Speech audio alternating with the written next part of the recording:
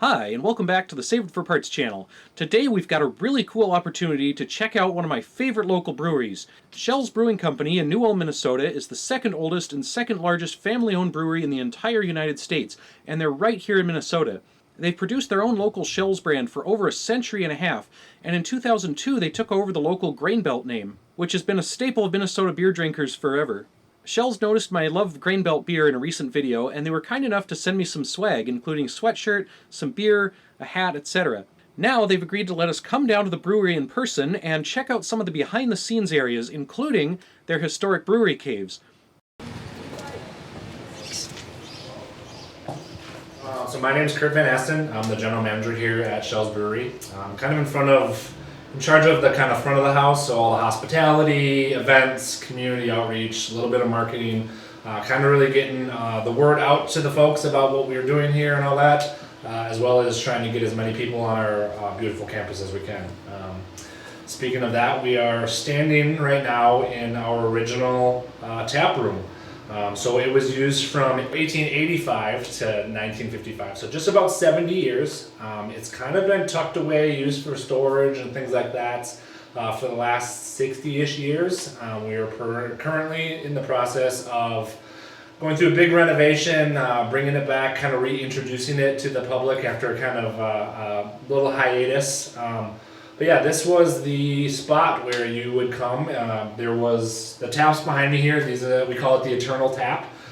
So originally the name of this was the Sternwort, or basically star, and then hospitality is the same kind of deal there. What would happen was when we use wood barrels, you really can't do much about breakage. Sometimes it happens to wood. So if we could get it away from the guys at the brewery fast enough, we would hook it up down here. This was just an eternal tap that was always on. You could come down, enjoy your beer, have fun. It was kind of just open. This is how we kind of started that kind of tap room years and years ago. When it got a little bit too rowdy, there was upstairs, there was a faucet, you could turn it off. Wait for the crowds to kind of dismiss, and then we could turn it back on for the next group that came back in. So originally this was the place to kind of hang out, get a feel for Schell's. Right above us was August Schell's original house, and then expanded more buildings throughout campus before he built this beautiful mansion here on the grounds that is very picturesque, that most people are aware of. But originally this house, the attached building, was right into the brewery, so we was able to walk right to work through a wall and come right back down. So we'll get into this a little bit later, but actually behind us is the caves that kind of helped the brewery kick off the ground. So during the winter times, we would harvest ice from the river. We're actually on the Cottonwood River. We would go down there with horse and saw, cut big blocks, and haul them up to the ice house and prep them and shave them so they looked really nice. Bring them down, dump them into the caves, fill the caves as much as we could with ice, cover them with sawdust, and that would be our coolant for basically our cellars for our beer production. So like on a really mild winter, if we didn't harvest that much ice, come maybe July or August, we might run out of ice and we had to stop beer production. So we relied heavily on the river valley and the river itself for the natural springs that are here for production and beer. There's no need for the ice anymore, but we still utilize these caves.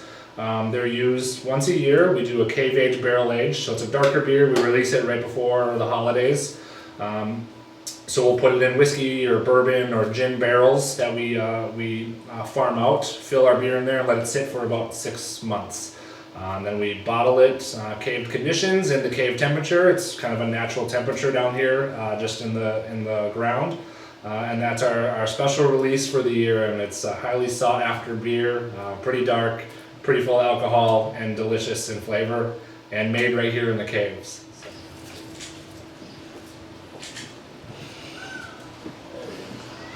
So here we have the entrance into the historic brewery caves. These have been modified over time, so this is not the original entrance. You have to duck down a little bit to come down here.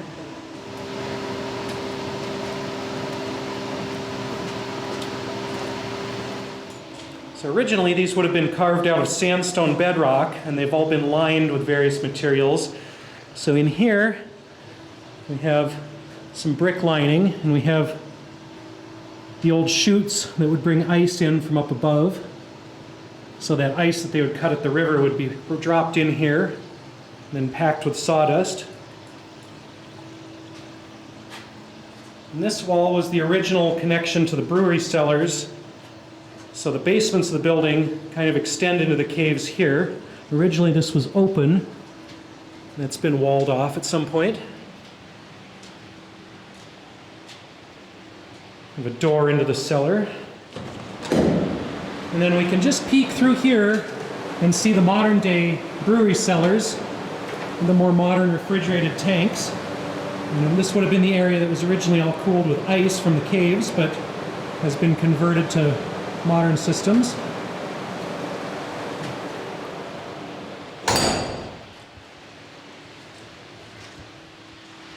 So originally the brewery cave would have extended back into the hillside here and then branched off and extended farther back. Unfortunately, this is the current state of the cave. This is the current end of it. At some point, as the building expanded, they needed to drive pilings and foundations down, and they walled off parts of the original caves and then backfilled the cavities. So the modern day brewery staff have tried to explore a little bit with some of these drill holes to see if anything's remaining of the original caves. Unfortunately, it seems like everything's pretty full of sand. So possibly up to 2/3 of the original brewery caves have been lost and backfilled over time.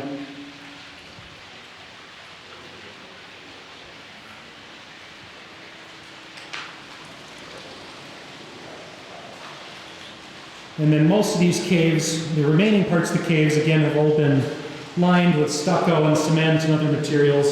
So we don't have a lot of raw sandstone in this part anymore.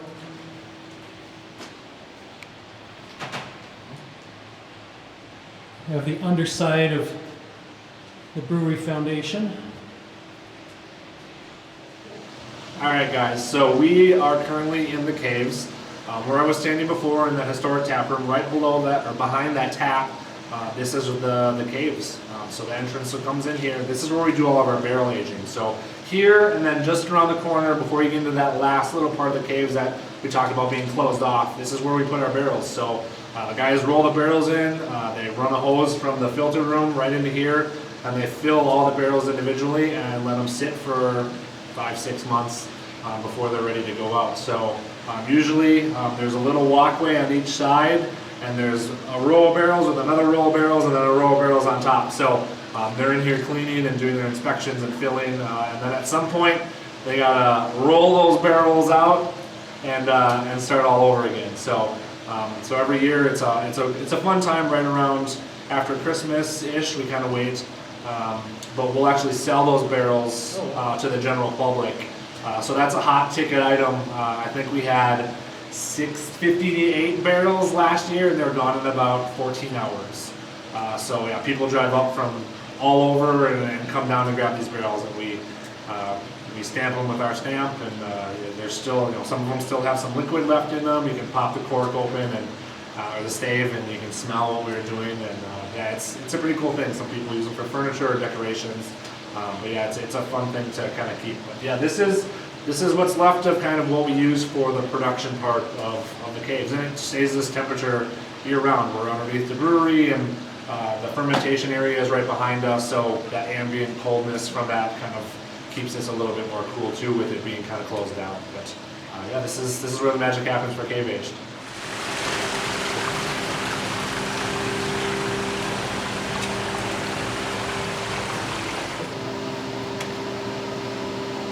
Now we're mainly here today to look at and learn about the caves, although we've come to New Ulm in the past to do the very nice historic brewery tour.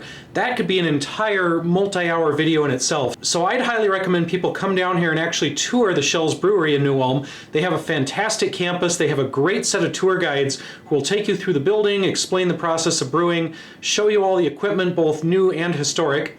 And then they have beautiful gardens on the campus, lots of old historic buildings, friendly peacocks, deer down there in the pen down there.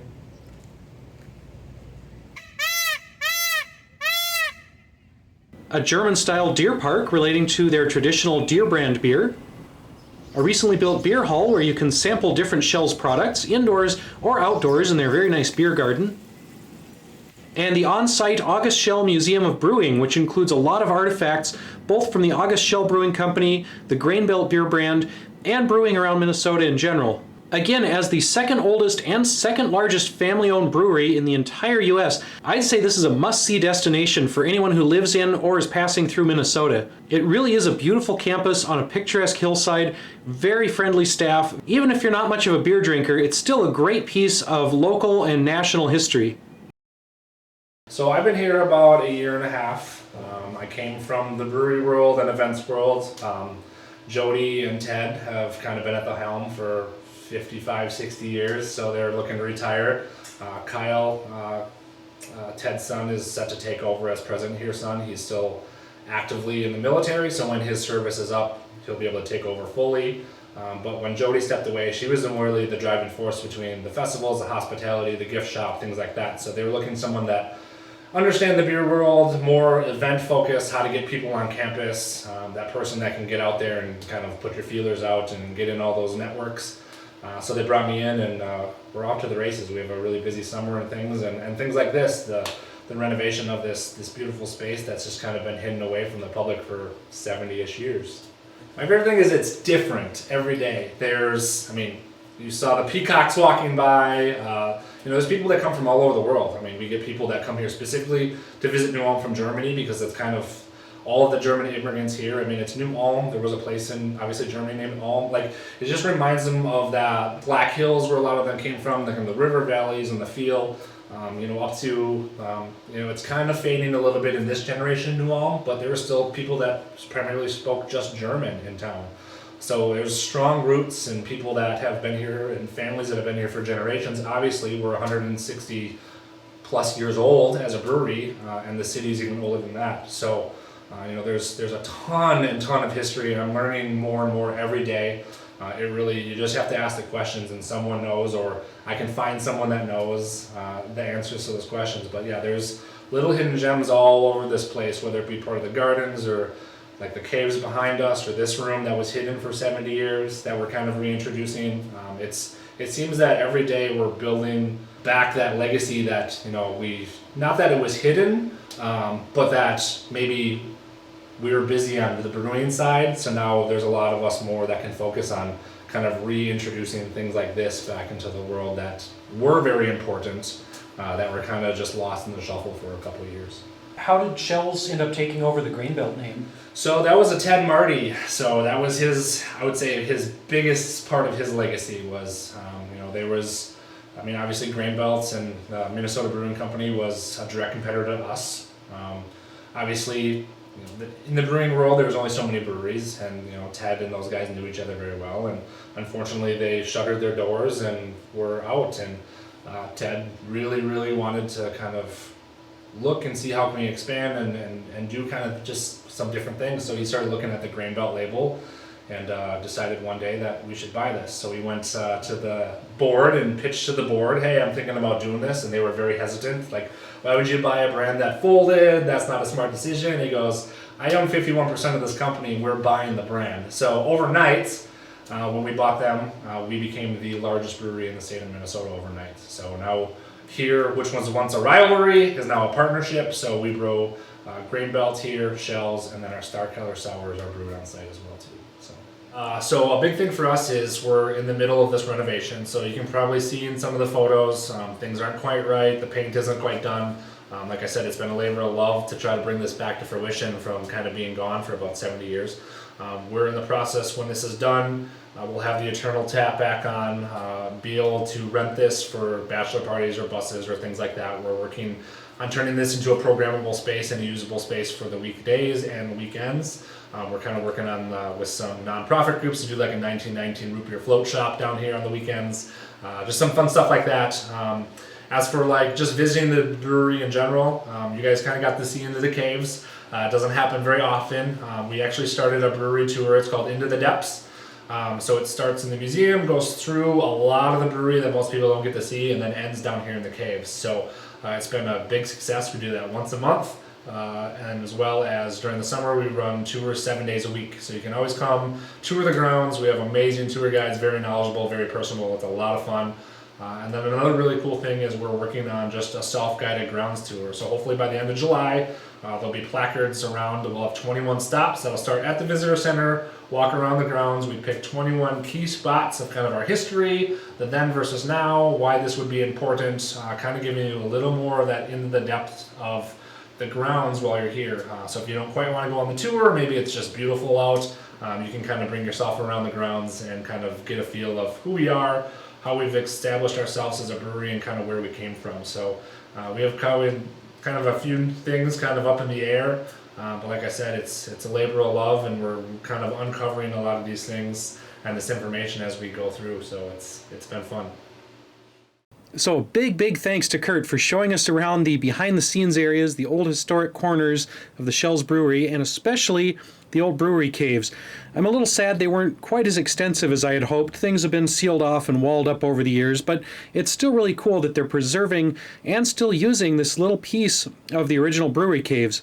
Big thanks to Johnny as well for coordinating this, and to all the staff at the Schell's Museum, Beer Hall, and Gardens for putting up with us running around and filming all day. It was a really cool trip down to southern Minnesota, and we had a great time.